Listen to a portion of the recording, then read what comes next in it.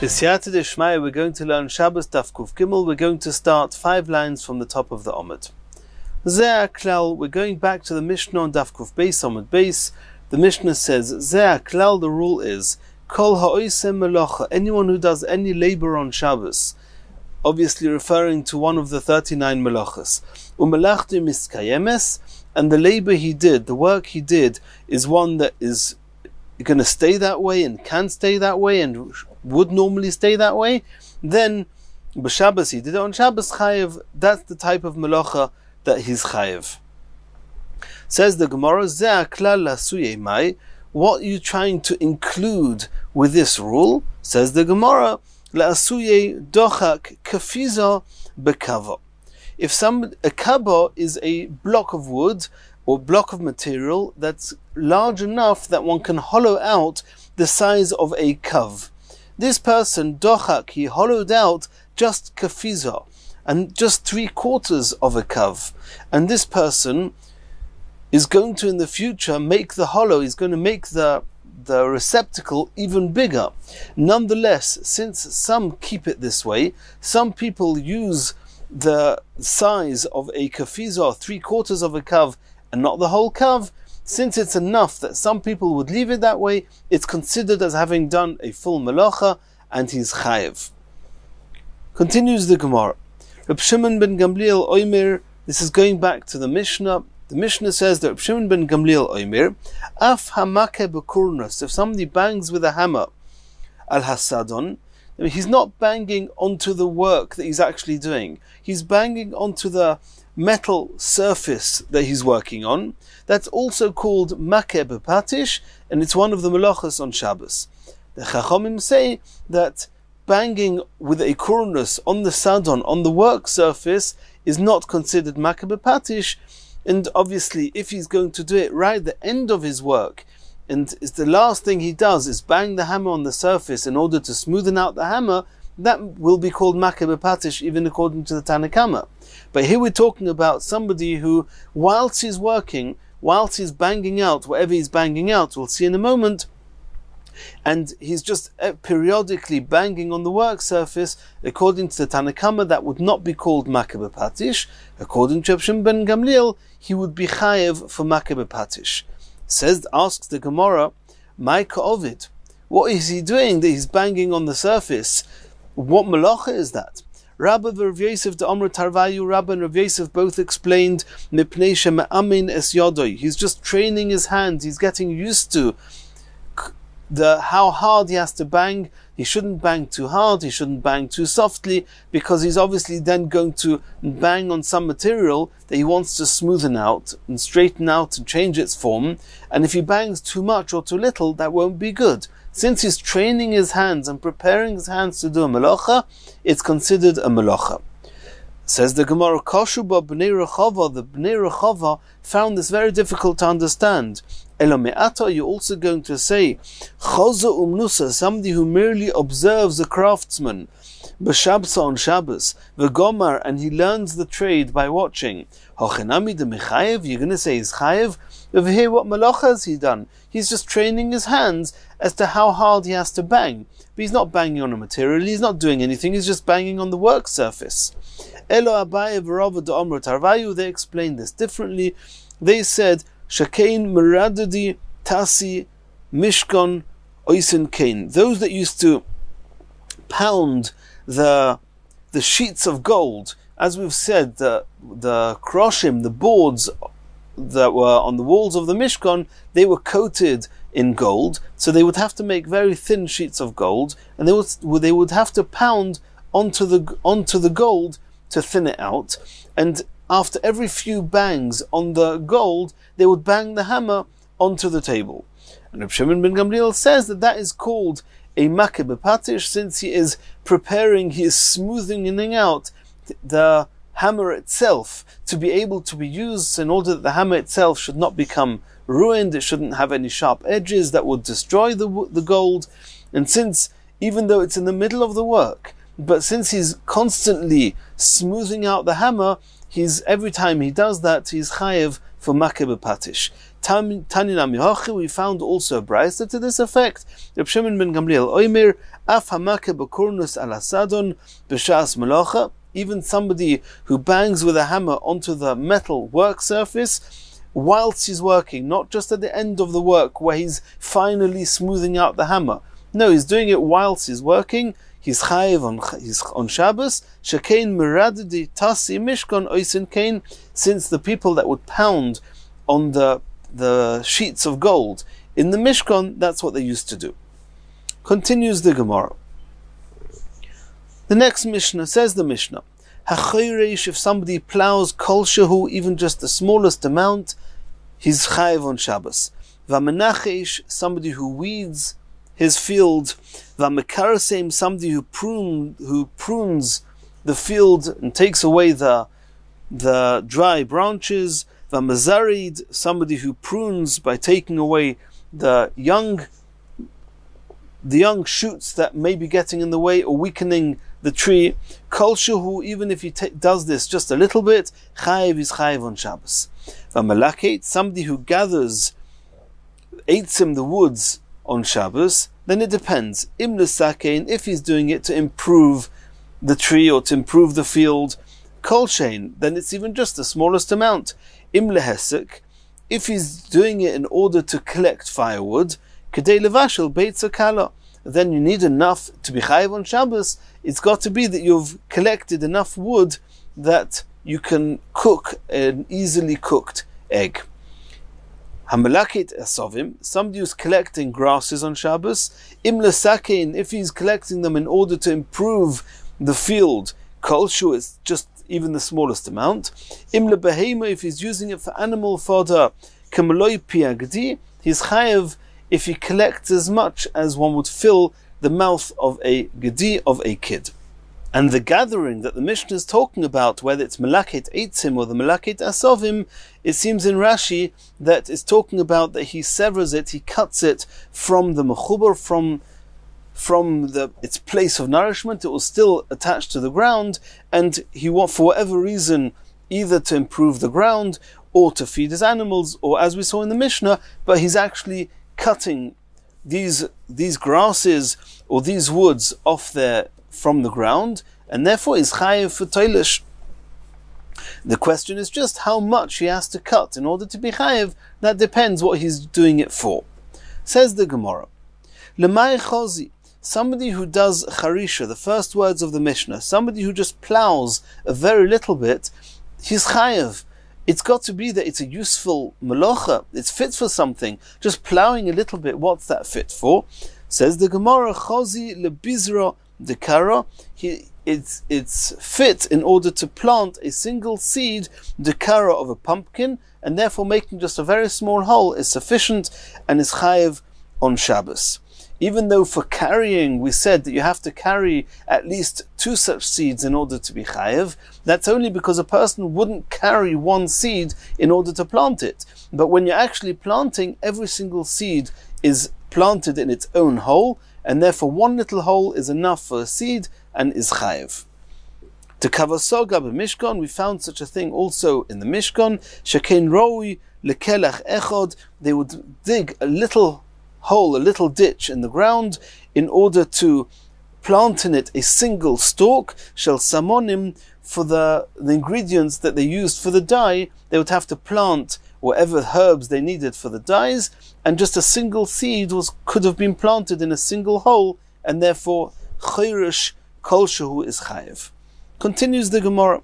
We saw in the Mishnah hamanachesh v'mekaraseim v'mazarid, which is either weeding or pruning the field, that he's chayiv on Shabbos. Says the Gemara, Tonu Rabbanon, we saw in a brayso, hatoileish ulshin, if somebody plucks a plant called ulshin, v'mazarid zerodim, or if somebody prunes reeds, and the truth is that reeds have 3 different stages. When they're very soft, they can be used to be eaten by humans.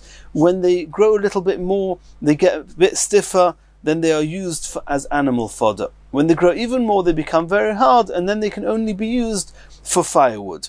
So the Brisa says, Im lachila, if you're cutting or pruning, if you're plucking or pruning these vegetations in order to eat them, kagregris, then the amount you have to pluck is the volume of a dried fig, as we've seen earlier in the Masechta. Imle behema, if you're using it as animal fodder, kemaloi piagadi, you have to have plucked as much as you need to fill up the mouth of a kid. Imle hesek, if you're using it for firewood, kedei levashel beitza kala, you need enough in order to cook a beitza kala, which is an egg, which is very easily cooked, and it doesn't even have to be a whole egg, it has to be an egg that's the volume of a dried fig. Imli yapis, and if the reason that you are severing these plantations, you're plucking or pruning the fields, the wood, is in order to improve the land, liyapis es akarka, then kol shehein, then even the smallest amount is chayev on Shabbos. Says the Gemara, Otu kulu loy liyapis es akarka ninu. It's very good that if you have the intent to improve the land, you're chayev even on the smallest amount. But if your intention is la'achila, to eat it, or to feed your animal, or as firewood, then the Brisa said you need to pluck much more before you're chayev. In those cases, are you not improving the land? Rabbi and Rav Yosef explained that the Brisa is talking about ba'agam, in a swamp, and swamp shanu, we learnt, and in swampland there's no need to improve the land. Abaya Omar, Afilutema Basada, Abaya says even in a regular field, the lav agam, which is not a swamp, ukagoin deloy kamachavan. It's true that when you're plucking a regular field, even if you're doing it to eat or to feed your animals, etc., then you are actually improving the land. But since it wasn't your intentions to improve the land, therefore you're not chayev. And the Brisa says, liyapis es akarka, if your intentions was to improve the land, then the shiur is the minimum, is even the smallest amount. Asks the Gemara of Abaya v'Rava de Amrit Tarvayu, do not both agree that Moider Reb Shimon b'psik reisha v'lo yomus? Does Reb Shimon not agree, even though Reb Shimon says that if you didn't have the intentions to do a malacha, that you're not chayav, but if the malacha that you did, if the malacha that happened without an intention had an inevitable consequence, then even Reb Shimon will agree that it's got the same malachas as if you had the intentions of doing it, you'll be chayev. And over here, if you cut down these reeds, even to eat them, the fact that the field is being improved is an inevitable consequence, and you should be chayev even for the smallest amount. Loi, says the Gemara. We're talking about where you're actually cutting down from the land of your friend, and if you cut down the land of your friend, then it's much worse, it's much further removed from your intentions than just not having an intention. And this is quite complicated, it's not clear in the Rishonim exactly what the pshat is here. In one pshat, this is called loy nichalei, I have no interest in it. It's not just that it wasn't my intentions. I actually have no interest in it because it's my friend's field, it's not mine, and it's not somebody who I particular love that person, that I want to improve his land. Or Tosfos says it could be considered a malacha she'eina tzricha legufa. Either way, the Gemara is clearly saying that if it's not in your field and you're doing it in somebody else's field and you really couldn't care to improve his land, then in that case, we wouldn't use the rule of psik reisha, and therefore you only chayev for the smallest amount if you had the intentions of improving the land. If not, then the measure is going to be depending on whether you want to eat it, whether you want to feed your animals with it, or if you want to burn it. Continues the next Mishnah. Hakaisav shtei oisios, if somebody writes two letters, bein biyaminoi, bein bismoiloi, either with his right hand or with his left hand, bein mishem echad, irrespective of whether the two letters are the same letter, two alephs or two bases, bein mishtei shemois, or if it's two different letters, an aleph and a base, bein mishtei samonios, if you're using different types of inks and different ways of writing down the letters, b'cholosha, in any language, it can be aleph, base, gimel, it can be ABC, chayev, in all those cases you're chayev. Omer Rabbi Yosi says, the truth is, this malacha is not kaisav necessarily, it's a rosham, it's making a sign. That's called rosham. Shekein kaisvin al kroshi mishkan leida eze ben zugay. In the Mishkan, where did they write? they would make a sign on the beams, on the boards that were used in the Mishkan, in order that when they reassemble the Mishkan, the walls of the Mishkan, they should know each plank next to which other plank it went, so that the sequence of the planks and the position of the planks were the same every time they built the Mishkan. And there they didn't necessarily write letters. They could have just made a mark on where two beams, where two planks meet each other, just to know which planks are next to which other planks. You do not even need letters. And therefore, any type of symbol that you use, even if it's not a letter, is also called kosev on Shabbos. Omer Rabbi Yehuda. Rabbi Yehuda says, Motzinu shem cotton mishem godel. Sometimes we find a small word is actually part of a larger word. For example, shem mishimoin. If somebody wanted to write Shimoin, it had 5 letters. He intended to write the 5 letters, he just wrote the first 2 letters, Shin Mem. Shin Mem in its own right could be a word on its own, shame.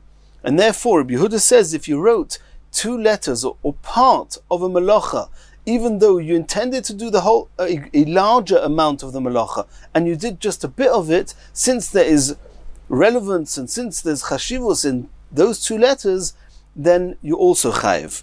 Umishmuel, or the word Shmuel, also the first 2 letters are shem. Noach minocher, the word nocher, the first 2 letters spell the name Noach. Don midanil, God migadiel. In all these cases, the first 2 letters are a name, or for that matter, it could be any word, which is a word on its own, which happens to be the first letters of a larger word that you intended to write. Even though you intended to write the whole word, and you only did part, you're chayev according to Rabbi Yehuda. Continues the Gemara. Bishloima, says the Gemara, Bishloima ayamin, regarding the right, when you're writing with your right hand, lechayev mishum derech siva b'kach. I can understand why you should be chayev if you're writing with your right hand, because that's a normal way of writing. Elo asmoil amai, the Mishnah said you're chayev even if you write with your left hand. Why should you be chayiv if you write with your left hand? Ho'ein derech ksiva b'kach. It's not normal to write that way, and when doing a melacha in an unusual fashion, you're not chayiv on Shabbos. Omer Rabbi Yirmiyah says, B'iter yad shana, we're talking about a left-handed person. A left-handed person will be chayiv if he writes with his left hand. Says the Gemara, V'teheva smoil didei ki yamin dekuli alma. If it's a left-handed person, then his normal way of writing is with his left hand, and his right hand is an unusual way of writing. He should be chayev only if he writes with his left hand, not if he writes with his right hand. So, and the Mishnah that says that you're chayev bein biyaminoi, bein b'smoiloi, seems to be we're talking about a single person who's chayev irrespective of which hand he writes. Who's that referring to? Elo Omar Abaya explains, B'shoilet b'shtei yodav. We're talking about a type of person who either uses both hands equally, or at least is able to write normally with both his hands. That type of person, if he writes with either hand, he's going to be chayev on Shabbos. Rabbi Yaakov Bereid Bas Yaakov Omar. Rabbi Yaakov, who was the son of Bas Yaakov, the daughter of Yaakov, and his father, the father of this Rabbi Yaakov, is not mentioned for reasons discussed elsewhere. He explained how mani Rabbi Yossi, the part of the Mishnah that says you're chayev with your right hand or with your left hand, is actually following Rabbi Yossi in the Mishnah. Rabbi Yossi says in the Mishnah, he says that the essence of the melach of writing is actually making a symbol, making a mark. And that, to make a symbol, you don't need to be right-handed or left-handed. Even a right-handed person who did it with his left hand can easily draw a symbol. Letters, writing, he can't do with the wrong hand. But since the main issue is symbols, is making a mark, which is what they did on the kroshim in the Mishkan, then so too it makes no difference if it's the right hand or the left hand. Asks the Gemara, V'hamida Sefer Rabbi Yossi Reisha Lav Rabbi Yossi. Since the Mishnah itself introduces Rabbi Yossi later on in the Mishnah, can we not assume that the beginning of the Mishnah is not Rabbi Yossi? And therefore the part of the Mishnah that says Bein b'yaminoi, Bein b'smoiloi would not be Rabbi Yossi. Says the Gemara, Kula Rabbi Yossi, the whole Mishnah is Rabbi Yossi. And we have other examples like this where a Mishnah is a certain author, and his name is only mentioned in the middle. And Rashi in Chulin Daf Kuf Daled explains that the Tana who wrote the Mishnah realized in the middle of the Mishnah that he should really be mentioning and quoting the name of the author of the halacha being learnt, and therefore in the middle of the Mishnah the Tana mentioned the name, but in truth the whole Mishnah could be that same Tana. Continues the Gemara. Omar Rabbi Yehuda Motzinu, Rabbi Yehuda says the end of the Mishnah that we sometimes find a small word as being part of a larger word that he intended to write, and he's chayev for writing that small part of the big word. Elo Rabbi Yehuda shtei oisiyos v'hein shnei shemois huda mechayev, shtei oisiyos v'hein shem echad le mechayev. If you look at all the examples brought in the Mishnah, you've got Shem of Shmuel or Shimon, Noach of Nocher, Don of Doniel, God Migadiel.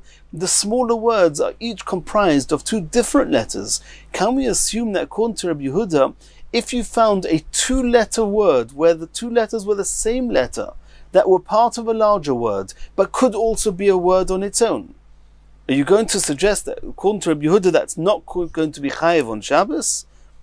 Because all his examples are two different letters. V'otanya, this seems to be contrary to Rabbi Yehuda in the Brisa. The Brisa says as follows: V'oso achas. The pasuk says that a person has to do a full achas meheino. He's got to do one of them. Yochel achi yichtov kol Hashem. I may have thought that you have to do everything you intended to do in order to be chayev. That's what it means. V'oso achas meheino, the whole malacha you intended to do. And therefore you'll only be chayev if you wrote the whole word you intended to write, Shimon, Shmuel, etc. And if you intended to weave an entire garment, you only be chayev if you actually wove the entire garment. Or if you're trying to create a sieve, you're only going to be chayev once you make the entire sieve. Talmud leima me'achas. That's why there's an extra mem to say that even if you just did part of the malacha, or part of what you intended to do, you're also chayev. Since it says me'achas, I may have thought even if you do the tiniest part, maybe you're chayev even if you just wrote one letter, or if you wove just a single thread, or if you only did the very first knot in preparing for the sieve. It's complicated what procedures they did to make a sieve. Rashi explains it, but either way, we're talking here about doing just the very first part of preparing the sieve. That's also going to be chayev. Talmud leima. That's why it says achas. It says that it has to be some element of fullness, of completion in the part that you're doing. So how does this play itself out? You're only chayev not if you write one letter, but you also don't need to write the whole word you intended to write. But you're chayev if you wrote a small name, part of a bigger name. Shem mishimoin mishmuel, Noach minocher, Don midoniel, God migadiel, as we saw in the Mishnah. Rabbi Yehuda Omer. Here Rabbi Yehuda is arguing with the Tanakama, and he says, "Afilu lo yikosav elo shtei oisiyos v'hein shem echod." Even if you write two letters that are the same letters, but they are used elsewhere, chayev is going to be chayev. Kagoin sheish, meaning 6. It's part of a longer word. There's a word that starts, which Rashi brings, mishesh botzar, or misheshach, sheshomim. Rashi brings the words where we find these two letters. Teis means to give, from tisra'u, titnu. Ror, which is to ooze. Gag, a roof. Choch, a bracelet. All these are letters that are part of larger words, but they also comprise a word on their own. Rabbi Yehuda says, Yochayev, even then. So you see here clearly, according to Rabbi Yehuda, you don't need that the two letters are different letters, and that's contrary to what it seems to say in the Mishnah, that the examples Rabbi Yehuda brought are those that are of two different letters. And the Gemara is going to get back to this question soon. In the meantime, we're continuing the Brisa. We've seen the Tanakama, we've seen Rabbi Yehuda, and now Omer Rabbi Yosi. Rabbi Yosi in the Brisa is the third opinion in the Brisa. V'chi mishum kaisavu chayev. Is he chayev for writing letters, regular letters, and then you have a discussion if they can be the same letters, different letters. V'alo ein chayev elo mishum reishim. The main chiyuv is when making a symbol. Any two signs, any two symbols. Either you make one sign across two beams, or you make a single sign, two single signs on one beam. Either way, you chayev for roshim. Shakein rosh min al kroshei mishkan, because they used to make a symbol on the boards of the Mishkan. Leida ezu ben zugay, to know which board stands next to which other board. Lefikach sorach srita achas, if you make a single scratch, a mark, al shnei nesorim, crossing over two boards, oy shtei sritos, or two scratches, al neser echod, on one board, chayev, you'll already be chayev. And we can take it for granted that any two letters, even if they're not part of a word, they're not shem mishimoin, nor are they sheish or teis. It's just any two letters, even if they're never used on their own. They know it shouldn't be any worse than a symbol, and you should be chayev on Shabbos. So the Chofetz Chaim seems to learn this. The Brisa continues with the next Tana, Reb Shimon Omer. Reb Shimon says, "V'oso achas." The pasuk says, we mentioned before, "V'oso achas meheino." V'oso achas. Yochel, I may have thought, "Achi yichtov is kol hashem," that you only chayev if you write the entire word you wanted to write. Achi yeroi kol habeged, or until you weave the entire garment you wanted to weave. Achi says kol hanape, or you've created the entire sieve. Talmud loima, that's why it says in the pasuk, me'achas, from one of them. It doesn't have to be a whole melacha, it can be part of what you intended to do. Says the Gemara, the Brisa, im me'achas, if you're chayev, if you do just part of what you intended to do. Yochel afilu leikosav elo is achas, maybe you'll chayev for writing even just a single letter, afilu leorag elo chut echod, or if you weave just a single thread, afilu leosa lebayis echod benape, or if you only prepare the first hook when preparing the sieve. Talmud loima achas. No, the pasuk says you have to do one of the melachas. There has to be some element of completion or some element of value in the bit that you've already done. Ha-ketzad. So how does this play itself out? The amount that you have to do is the amount that would endure. That's an amount that in other places it has some level of completion on its own right. Rabbi Yosi Omer.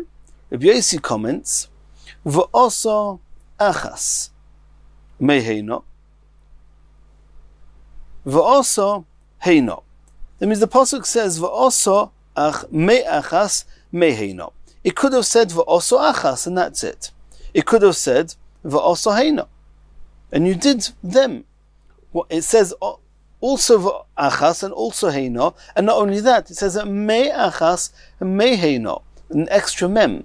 So we really have four things we can learn from. V'oso achas, v'oso heino. Just from the achas on its own, before we get to the mems. The achas and the heino. Sometimes you're chayev for doing a melacha. Sometimes you're chayev for doing the melachos. Heino is them.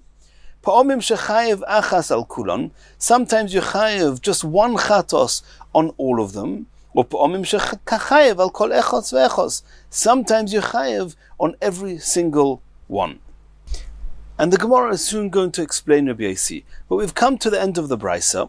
K'tonim mio, getting back to why we actually started with this Brisa, Rabbi Yehuda Omer, Rabbi Yehuda mentioned in this Brisa, afilu lo kosav elo shtei oisyos vehin shem echod chayev. Even if you wrote two letters that were the same letter, you're chayev. And this seems to contradict the examples Rabbi Yehuda brought in the Mishnah, that the two letters that we're talking about are two different letters. Says the Gemara, lo ikashya hadidei hadurabe. It's not a question. In one of the places it's his own opinion, and in one of them it's his Rebbe's opinion. The Tanya we saw in the Brisa, Rabbi Yehuda Omer mishum Rebbe Gamliel. Rabbi Yehuda said in the name of his Rebbe Gamliel, afilu leikosav elo beis oisios vehim shem echod chayev kagoin sheish teis ror gag choch. And that's the Rabbi Yehuda mentioned in this long brisa. That was not his own opinion, it was the opinion he said from his Rebbe, Rebbe Gamliel. Continues the Gemara. And now we're going to explain some of the difficulties in that brisa we just learnt. Reb Shimon, Hainu Tanakama. Reb Shimon who says, that he says, you learn out from Achas and from Heina, that in order to be chayiv, it has to be enough of a melacha, shekiyetze bo miskayemes, then elsewhere it would have endurability, it would stand. And that seems to be the same as the Tanakama, the same as Rabbi Yehuda that was mentioned earlier. Rabbi Yehuda, which was mentioned before Reb Shimon, says that any two letters, even if they're the same two letters, but as long as elsewhere they are used as a word on their own, is chayiv. And that seems to be exactly the same as Reb Shimon. V'chi teima, says the Gemara, are you going to say the difference is aleph, if somebody writes two words, two letters aleph, from the word a'azercha, ikabenayu, that's where they're arguing.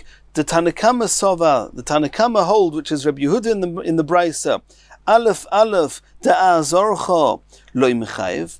Rabbi Yehuda holds that the aleph of a'azorcha, you're not chayiv, because it's not a word on its own.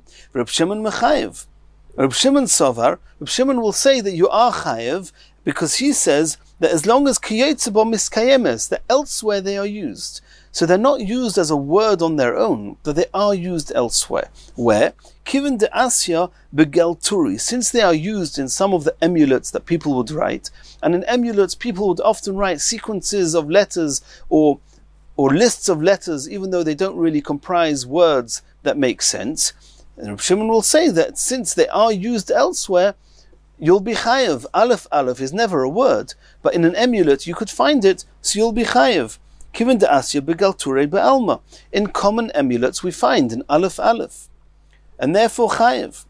Says the Gemara, that can't be. The memra de Reb Shimon lechumra, that would mean that Reb Shimon is being more machmir than Rabbi Yehuda. Rabbi Yehuda says it has to be a word we recognize elsewhere. Reb Shimon says it has to be a sequence of letters that are used elsewhere. So that means Reb Shimon is being machmir. Rabbi Yehuda will say aleph is potur. Reb Shimon will say chayiv. Votani, we learned in a brisa, hakodeach kolshu, if somebody drills even just the smallest amount, chayiv is chayiv. Vamegarir, if somebody scrapes either the pole or scrapes some parchment, kolshu, even the smallest amount, hama'abed, or if somebody tans some hides, kolshu, even the smallest amount, hatzor, if somebody engraves bekli into a kli, into a vessel, into a utensil, tzura, any type of design, kolshu, even the smallest amount, is going to be chayev. That's the Tanakama. Reb Shimon Omer, Reb Shimon says no. Reb Shimon here is being makel. He says achi kadeach is kuloi, you have to drill the entire hole you wanted to drill. Achi igarer is kuloi, it has to be that you wanted, that you're only chayev if you scraped as much as you intended to scrape. Achi abid is kuloi, and until you've tanned the whole hide you wanted to tan. Achi yitzer kuloi, until you complete the entire design you wanted to carve, to engrave into the utensil, only then you're chayev. So you see Reb Shimon is being machmir, and you have to have completed whatever you wanted to do. So it cannot be that Reb Shimon here is being more machmir. Reb Shimon is makel here. It can't be that in the Brisa Reb Shimon is more machmir. Elo, the Gemara explains Reb Shimon in the Brisa as follows. Reb Shimon ha'osel ha'ishminon, Reb Shimon is coming to teach us a chiddush. Ad sheyichtiv es Hashem kulei. Reb Shimon says you have to write the entire word. That's what it means. It needs to be an entire word that you intended to write, and is when you want to write such a word, you write the whole word. That's how much you have to do to be chayiv. Asks the Gemara, Mi motzis omras hachi, can you say that Reb Shimon is coming to tell us that you have to write the whole word? V'atanya, we learned in the Brisa. In this Brisa, Reb Shimon Omer, read the words of Reb Shimon at the beginning when he starts. V'oso achas yochel ad sheyichtiv es Hashem kuloi. Reb Shimon starts with saying, I might have thought that you chayiv only if you write the whole word, etc. And then Reb Shimon said, Talmud loima, that it doesn't need to be the whole word. It's enough if you did just Sheyasa melocha shekiyetze bo miskayemes. So you can't explain Reb Shimon means you have to write the whole word. Reb Shimon oimer v'oso achas yochel at yichtei v'sashem kulei Talmud loima me'achas. Says the Gemara, Toritz v'eima hochi. Explain Reb Shimon as follows. Yochel at yichtei v'saposuk kulei. When you start reading Reb Shimon, he doesn't mean, I may have thought that you have to write the whole word you intended to write, and the chiddush is that 2 letters is enough. No, because that's the same as Rabbi Yehuda. What Reb Shimon meant to say is, I may have thought you only chayev if you write the entire posuk that you wanted to write. And the chiddush is, no, you don't need to write the entire posuk, you only have to write ad sheyase melocha shekiyetze bo ze miskayemes, that you have to write enough that you've done something complete, and that means a complete word. But just part of the word you will not be chayev. Talmud loima me'achas, you don't need to write the whole pasuk, but you do have to write the whole word you intended to write. That's the opinion of Reb Shimon. Continues the Gemara, that we saw in the Brisa, Rabbi Yossi Omer, v'oso achas. You did one of the melachos. V'oso heino, the word heino means you did them, which means you did a number of melachos. Sometimes, even though you've done a number of averos, you're going to be chayev a single korban chatos, or and sometimes you chayev for each one. Omer Rabbi Yossi bar Chanina, my Talmud Rabbi Yossi. Rabbi Yossi bar Chanina is trying to explain, how did Rabbi Yossi actually explain the pasuk? How did you read the pasuk? He explains as follows: Achas. It could have said achas, v'oso achas. Me achas. Not only do you have the word achas that's telling us something, the extra mem is teaching us something. Heino, it could have said v'oso heino. The word heino is teaching us something. Me heino, the extra mem, is also teaching us something. So there's 4 things you can learn here. So it goes as follows: achas shehi heino, v'heino shehi achas. That means besides for achas, me achas, heino me heino, you can learn achas me heino. There's a one which is them, which is many, and there's heino shei achas. There's many which is one. Says the Gemara, and we're going to explain. Achas, if it would have said just va'oso achas, you did one of the melachos, one of the isurim of Shabbos. Shimoin, you wanted to write Shimoin, you wrote Shimoin, you did everything you wanted to do, you chayev. Mem, the me achas, that you did part of what you wanted to do, is Shem Mishimoin. As we saw before, if you wrote just 2 letters of Shimoin, but those 2 letters stand on their own elsewhere, you're already chayev. Heino, when it's talking about them, you're chayev for doing them. Ovois, telling us that you're chayev chatos if you transgress on Shabbos, b'shoigig, one of the primary melachos. Me heino, the extra mem of heino is coming to teach us, toildois, that even the derivatory melachos are also chayev chatos if you do them on Shabbos. Achas shehi heino, where do we find that achas, you did 1 chilul Shabbos, but you are going to be chayev many chatois? It's talking about Zodein Shabbos. There was all of 1 Shabbos, and you were amazed about Shabbos. You knew it was Shabbos. But shigigas melochis, you were unaware of the fact that you're not allowed to do all these different melochis. So even though it's a single Shabbos, it's achas, you're going to be chayev for heino. For each one of the melochos you did, you're chayev chatos. Heino shehi achas, where have you got that a person did a number of melochos, he did them, and nonetheless we look at it as one, he's only going to be chayev 1 chatos. Shigigas Shabbos was Zodin melochis. You knew that all these melochos are also on Shabbos. You forgot it was Shabbos. So you did many melochis. Heino, you did them. But since your mistake was just 1, you forgot it was Shabbos, therefore you only chayev achas. So from these 2 words, achas, meheino, we actually learn 6 things. Achas, me'achas, heino, meheino, achas, meheino, and heino, me'achas. And those are the 6 halachas that we learn, and that is pshat and Rabbi Yossi in the Brisa. Continues the Gemara, Omer Rabbi Yehuda. We saw this in the Mishnah. Rabbi Yehuda says, Motzinu shem cotton mishem godil, that if somebody writes a small name that's part of a big name, you're chayev. Says the Gemara, Mi domi, mem de shem sosum, mem de shimoin posuach.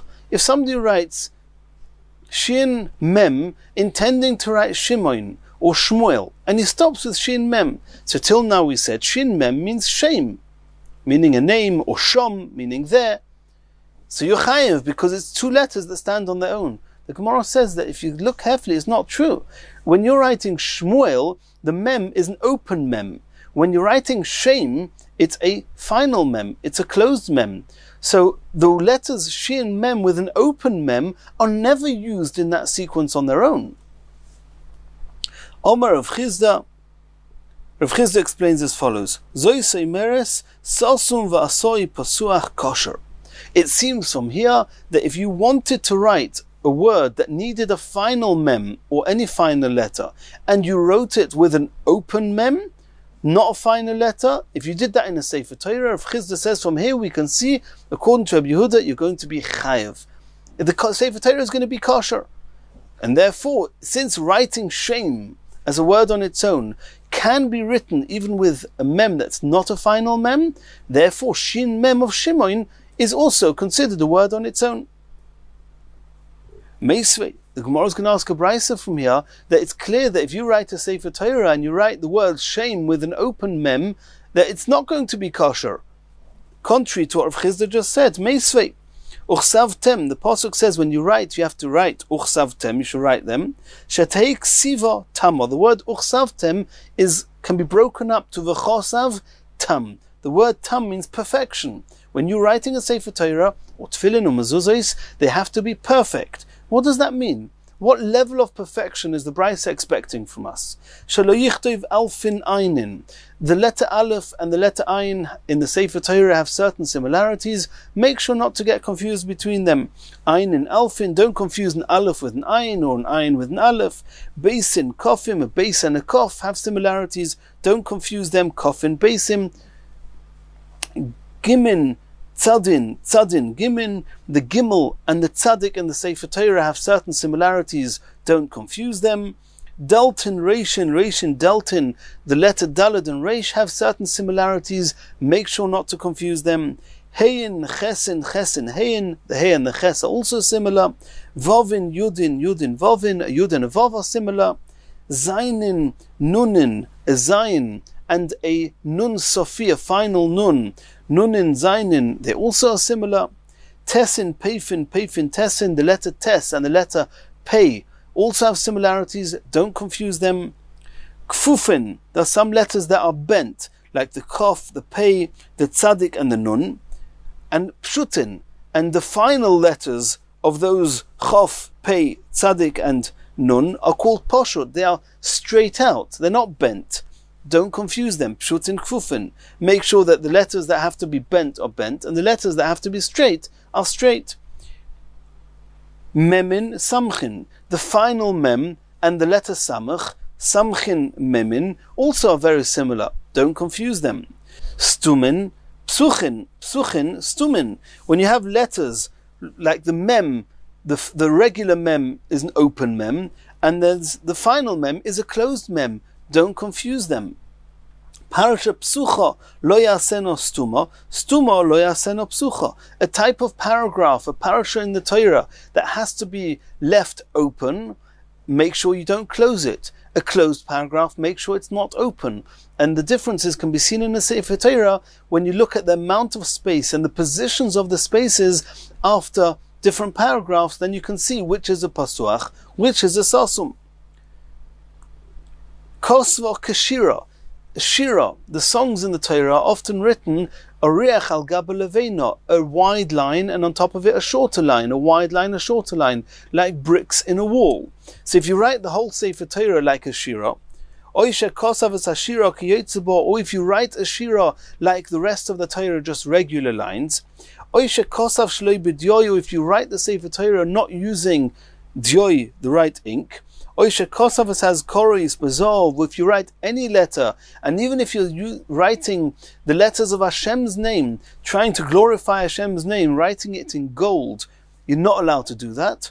Harei Elu Yignazu, in all these cases the Sefer Torah is possible, you have to hide it away, and you're not allowed to use it. So you see clearly, Stumin Psuchin Stumin is possible. So how can you suggest that you're allowed to write an open mem in the place of a closed mem, and a closed mem in the place of an open mem, and therefore writing shin and open mem you're chayiv on Shabbos because you could have written shame in that way and written an open mem instead of a closed mem? The Brisa says you can't write a Sefer Torah that way. Says the Gemara, Hu de Omar ki hai Tana, Rav Chizda, he holds like the following Tana. The Tana we learned in the Brisa, Rabbi Yehuda ben Beseira Omer, Ne'emar b'sheni, on the second day of the Korbanos, it says V'niskehem with the final mem. B'shishi, on the sixth day, when it speaks about the Korbanos, it says V'niskeho. It's talking about on Sukkot, the Korbanos of Sukkot. On the sixth day, it doesn't say V'niskehem, it says V'niskeho with a he at the end. B'shvi, on the seventh day, Kamish Potom, it says with a mem at the end. So Harei mem yud mem. The second day has a mem. The sixth day has a yud. The Gemara is obviously not darshaning the hay at the end. It's the yud hay at the end, and the mem on the seventh day, and that spells out mayim. Mikan remez. From here you see a remez that nisuch hamayim min haTorah. Because you won't find explicitly there's a mitzvah of pouring the water on Sukkot on the Mizbeach. Where do we find a remez to that? From here, the v'niskehem, v'niskeho, and kamish batom, you see mayim there. Omid pasuach v'asoi sosum kosher, you see here that we've got v'niskehem, the first mem, niskehem, and in the remez we use it as the first mem of mayim. So you see that a closed mem is being meramez to a mem which is an open mem. Sosum nami, sosum vasoi pasuach kosher. So too, in our case, says Rav Chizda, if you have what's supposed to be a closed mem of shame, and you write it open because you're trying to write Shmuel or Shimon, it's also called kosher in the Sefer Torah, and therefore you'll be chayiv on Shabbos. Says the Gemara, mi domi, how can you compare the remez of mayim to the mem shame of Shmuel? Pasuach v'asoi sosum, when you have the regular mem of mayim, and when it's written in the Torah, it's written as the mem soifi, the final mem of v'niskehem. So that's a regular mem of mayim that's written in the Torah as a final mem. There, ilui komailile, there you've upgraded the mem. The Omer of Chizda, because of Chizda said, mem v'samach shabaluchos b'nes hayoimdim, that the only letters, that means of the two mems, the final mem, the open mem, which one was already existed in the time of the luchos, was inscribed in the tablets, was the final mem, because it says that the mem and the samach, they were in the luchos, they were carved into the luchos. It was a miracle how they would stand. Why is it a miracle? Because the final mem is a full square, and the entire stomach of it obviously didn't fall down, because then it wouldn't be a mem. If it was fallen out, it would just be a hole. It was obviously hanging in mid-air, like the center of the samach. Therefore, it's a nes. So the very fact that Rav Chizda says that the mem in the luchos is the one that was a miracle to be in the luchos, it must be the final mem is the one in the luchos. But the regular mem wasn't in the luchos. In the time when the luchos were given, there were no regular, the 5 letters, that final letters, the ones we had were only the final letters. And therefore, since they were in the luchos, it's an upgrade. And therefore, to write mayim with the final mem of niskehem, that's an upgrade. But to downgrade the final mem of shame by writing an open mem of Shimon, that would be possible. That wouldn't work. Elo sosum v'asoi pasuach, but a closed final letter that you write to open, griya komegarelo, there you're downgrading it. And that's why it will not be good enough. And therefore, Rav Chizda cannot even bring proof from this brisa with the remez of mayim. The Omer of Yirmi of Yitemer of Chia bar Abba. And how do we know that only one of the sets of letters were in the luchos? Because it says in the brisa, it says Rabbi Yirmiyah said in the name of Rabbi Chia bar Abba, Mantzapach, these letters, Mem Nun Tzadik Pei Chof, Tzoifim Omrum, it was something the Nevi'im introduced much later. And we know that the mem, nun, tzadik, pei, and chof, it's a set, it's a pair. There's the regular mem, and there's the final mem, the regular nun, the final nun. These all have final letters. And we just said now that it must be the final letters that were the ones that were in the luchos, because they were benes oimdim. And it must be that the regular open letters, they were the ones that were later introduced. And therefore they were not in the luchos, and therefore it's a downgrade. So, answers the Gemara, there's no such thing. Both letters already existed in the time of the luchos, and they were both in the luchos, the middle letters, the final letters, and therefore there's no upgrade, downgrade. And the same way as the mem of mayim can be written with the final mem of niskehem, so too the final mem of shem can be written with an open mem of shimoin, and there's no problem with it. Why can it not be that only one set of these letters were in the luchos and the other were introduced by the Nevi'im? The Tizbra, I'll tell you why there can't be. V'oksiv, it says in the pasuk, Eile ha-mitzvos, that these are the mitzvahs that have been given to you, and there are no more mitzvahs. She'ein hanovi rachshoi lechadish davar me'ata. From the time the Torah has been given to Moshe, a Novi cannot introduce new mitzvahs. So the Novi cannot introduce new letters. The letters we have are the letters we always had. Elom mihava havoi. Both letters were there. The final letters and the not final letters, they were all there from in the luchos.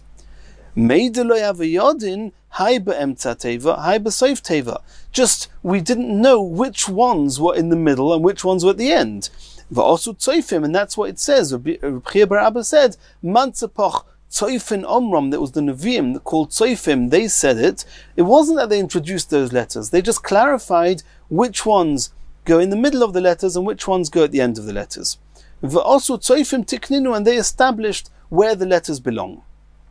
Says the Gemara, Vakati Eila Mitzvahs She'ein Novi Rishoi Lechadish Davar Me'ata. From the same pasuk that a Novi cannot introduce a new mitzvah, nor can they establish where letters should go. Where letters should go is part of the Torah. That's not something the Nevi'im can establish. Elo, says the Gemara, Shachachum V'chozur V'yastum. It was known always which letters were where. At some point in time, and the Rishonim discuss how this could happen, at some point in time, they just forgot what it was that was always established, and the Nevi'im just said that what always was that these are the final letters and these are the letters in the middle of the words. But they didn't establish anything new on their own. And either way, we see that in the luchos both letters were there, and therefore there's no maila of one letter over the other, and therefore if Chizda can learn from this brisa with a remez that you can interchange a final letter with a regular letter, and therefore Shem of Shimoin is called writing a full word. Continues the Gemara, Gufa, Omer of Chizda, Mem v'samach shebeluchos b'nes hayoimdim. Rav Chizda said that the final mem and the samach, they were written in the luchos, they were standing in the luchos as a nes. Omer of Chizda, Rav Chizda said, Ksav shebeluchos, the writing in the luchos, Nikro mibifnim v'nikro mibachutz. It went straight through from one side to the next. That's why it was a miracle that the center of the mem and the samach didn't just fall down. Kagoin, nevoiv, the word nevoiv, which is not a word written in the luchos at all, it's a word written elsewhere. When it's read on the other side of the luchos, it was bubon, and these are the letters that are written back to front, mirror writing. That's what happens when you see it from the back. Rahav, Bahar, Soru, Voros. And these are just examples of words. Tosfos and Rashi point out that they were not in the luchos, and Tosfos doesn't understand why the Rav Chizda brings these examples. He should have brought examples from the luchos, but either way, it was written, it was read, it was inscribed and carved straight through, etched straight through the stone, and looking at it from the other side, you would see the same letters in mirror writing. In Mirz Hashem, in the next shiur, we're going to continue from here.